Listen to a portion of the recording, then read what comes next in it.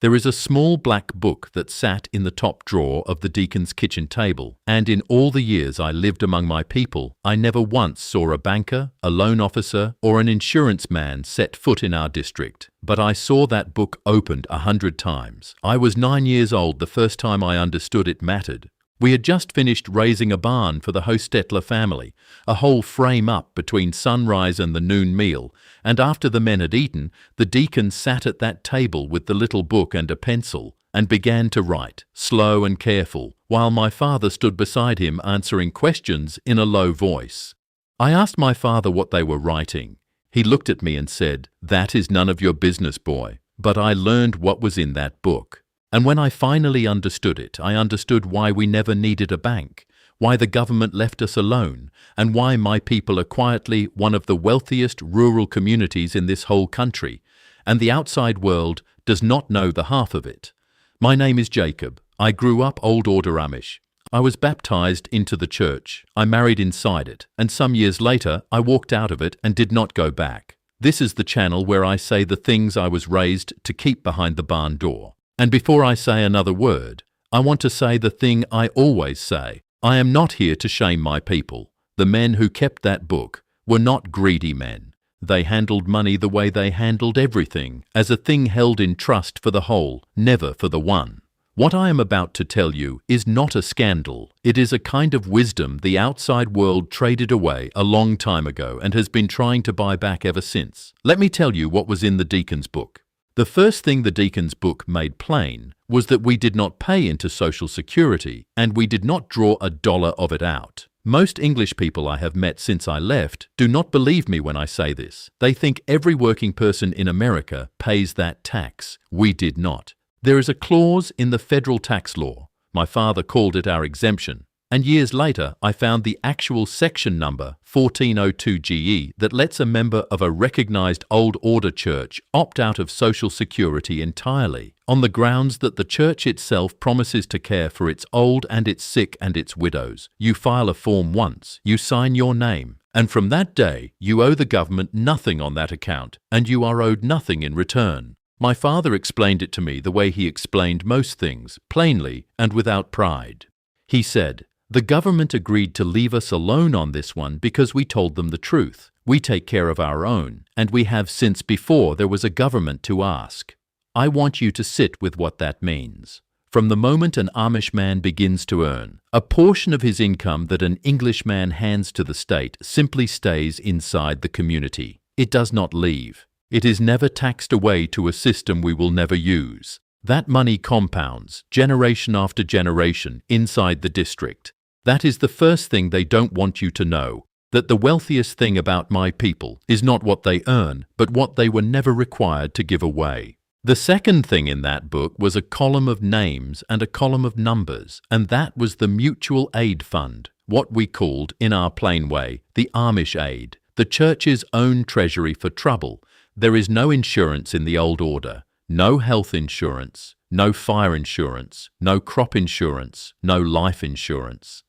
To buy a policy from an English company would be to say you trusted a stranger's money more than you trusted your brother's, and that is a thing a man could be called before the church for. Instead, every family gives. A share of what you bring in goes to the deacon, and he writes it in the book, and the book is the fund. When the Yoda boy was kicked in the head by a draft horse and spent 3 weeks in an English hospital, there was no claim number, no deductible, no argument with a company over what was covered. The deacon opened the book and the bill was paid, all of it, from the fund the whole district had built. The hospital learned, as English hospitals always learn when they deal with us, that an Amish family pays in cash and pays in full, and that there is a whole community standing behind the one man at the counter. When the miller's house burned in February, the men were framing the new one before the ash was cold, and the women filled the kitchen with food, and the bench wagon brought the long benches over so the district could gather and pray in the half-built rooms, and the materials came out of the same fund. This is the old Anabaptist way, older than this country, bearing one another's burdens by hand, the way our grandfathers were taught, and theirs before them. No paperwork, no premium that rose every year whether you ever filed a claim or not. The deacon decides who the fund helps and how much. And yes, I will be honest with you. That is a great deal of power to put in one man's hands, and I watched it weigh on more than one deacon I knew. But understand the arithmetic of it. An English family pays insurance premiums their entire life and most years gets nothing back at all. An Amish family pays into the fund and every dollar of it stays inside the community, doing the work insurance only pretends to do. That is the second thing. We carry each other's burdens by hand and the money never leaves the family. The third thing in the deacon's book was the part that took me the longest to understand. Because it was not written in dollars at all. It was written in hours. When we raised the Hostetler barn, my father did not get paid, and the Hostetlers did not pay anyone. But the deacon wrote down who came and who worked, because in our world, labor itself is a kind of currency, and it is tracked as carefully as any banker tracks a loan. We called it, in the Pennsylvania Dutch, by names that don't translate cleanly, but the English of it is simple. You owe your neighbor your hands, and he owes you his, and the books are kept. My father had helped frame 11 barns and a dozen roofs in his life, and when the day came that our own barn needed work, the district arrived without being asked because the account was settled in their bones. A young Amish man building his first home does not take out a 30-year mortgage. He is given the land by family, the labor by the district, and the materials, largely from the fund, and he begins his married life owing no bank a single dollar. And remember, this is a man who left school after the 8th grade, as I did, as nearly all of us did, because more schooling than that was held to lead a child's heart out toward the world. The outside looks at that 8th grade education and assumes ignorance. But I have watched a man with an 8th grade education frame a barn, settle a debt in hours of labor, and provide for a family of 10 without ever once owing a bank. While Englishmen with college degrees drown in interest, they will pay until they die. Do you understand what that does to a man's whole life? He never spends 30 years working to pay interest to a stranger. The wealth that an English family bleeds out slowly in mortgage interest, my people simply keep. I need to stop here for a moment because if any of this is landing on you the way I think it might, then we should be honest with each other about why you have never heard it before. If you have ever felt that the whole financial world was built to keep you running on a wheel, paying premiums, paying interest, paying into systems that take far more than they ever give back, then do me a favor and subscribe, because this is the channel where I keep saying out loud the things I was raised to keep quiet. And tell me in the comments how much of your own life goes to interest and premiums and taxes you will never see again. I read every one of those. Stay with me, because the next thing I am going to tell you is the part they punish you for repeating. What the book says happens to your share when you leave.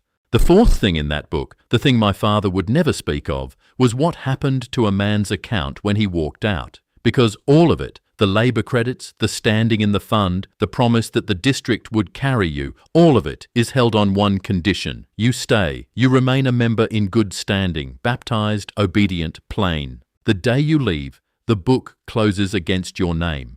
Every hour my father had ever worked for another family, every dollar our family had ever paid into the fund, every claim the community would have answered for the rest of our lives, gone the moment a man crosses the line out. There is no cashing out. There is no portion you take with you. I learned this the hard way, sitting across from my own father at the same kind of kitchen table the year I told him I was leaving. I asked him plainly, because I was young and I still thought there might be a number, what about the farm? What about my share? What about all the years? And my father, who loved me, who taught me to drive a team before I could read, looked at me for a long time and said, "A son who leaves the church leaves with what he came with. You came with nothing. You will leave with nothing. That is not cruelty, Jacob. That is the order of things." He was not angry. That is what has stayed with me. He believed every word, the same way the bishop believes the wedding vow and the deacon believes the book. The wealth I had grown up inside of was real, and it was never, for one moment, mine to take. The fifth thing is what the outside calls inheritance, and what we never called anything at all, because in our world, land does not pass the way the English imagine. The farm is not split among the children like a will read in a lawyer's office. It passes whole, usually to a son who stays, who will work it and host the GMA in its front room and keep it inside the faith. The ones who leave are not written into it. I have a brother who stayed, and the farm I was raised on, the fields I learned to plough, the barn we raised that morning when I was 9, they are his now, and they will be his sons after him, and that is exactly as it should be, because he kept the covenant and I broke it. The Maidong fell on me the way it falls on everyone who leaves, the slow, deliberate distance, the place set apart at the table the few times I was allowed back, the food I could not take directly from my mother's hand. And tied up inside that shunning, though no one ever said it out loud, was the plain fact that I had also been disinherited from a system worth more than any single farm. Not just the land, the fund, the labor, the lifelong promise that I would never face trouble alone. I gave all of it up the day I chose to go. That is the fifth thing they don't want you to know, that the price of leaving is not only your family, it is everything they had quietly built to keep you safe for the rest of your days. And the sixth thing is the one I only understood after I had been gone for years. When I left, I was 23 years old, and I had to walk into an English bank and open my first account, and I did not know what a credit score was, or an interest rate, or a premium, or a deductible. I had to learn all of it as a grown man, the way a child learns to read. And as I learned, a strange and bitter thing happened. I realized that everything I had been taught to fear about the outside world's money was, in fact, the exact machinery that keeps most English people poor their whole lives, the interest that quietly drains a paycheck, the premiums paid for decades against a disaster that may never come, the tax handed to a system you may never draw from. My people had simply opted out of all of it, not by being clever, but by being a community in the oldest sense of the word, a people who decided that the family would be the bank, the church would be the insurance, and the hands of your neighbors would be the only loan you would ever need. They are quietly wealthy not because they chase money, but because they refuse to let it leave. That is the whole secret of the Deacon's book. There was never any magic in it. There was only a people who never gave their wealth away to strangers. I love these people. I have to say that again, plainly, because what I have just told you can be twisted into something it is not, and I will not have it twisted. The deacon who kept that book was not hoarding anything. He was holding it in trust for the widow and the orphan and the man whose barn burned down, and he would have given his last dollar before he let one family in his district go without. That is the part the outside world can never quite believe, that you can build real wealth and never once worship it. I do not spend my days angry at my father or at the men who closed the book against my name. They were keeping a covenant that is older than this country, the only way they were ever shown. I am only standing out here, on the far side of the wall, trying to describe the thing they cannot describe from inside it, because somebody who got out has to say what was actually true. The Amish are not poor, simple farmers who don't understand money. They understand money better than almost anyone I have met since. They simply decided long ago that it would serve the community, or it would not be allowed to rule them at all. There are things about that book, and about my own leaving, that I could not put into a video like this one, the exact way the fund is divided when a deacon dies and the book passes to the next man. What my father said to me on the last night, the one true private thing between us, about money and trust, and what he hoped I would never forget, and the full account of what it actually costs a man to rebuild a financial life from nothing at 23, with no credit, no family fund behind him, and no neighbors keeping his hours in a book.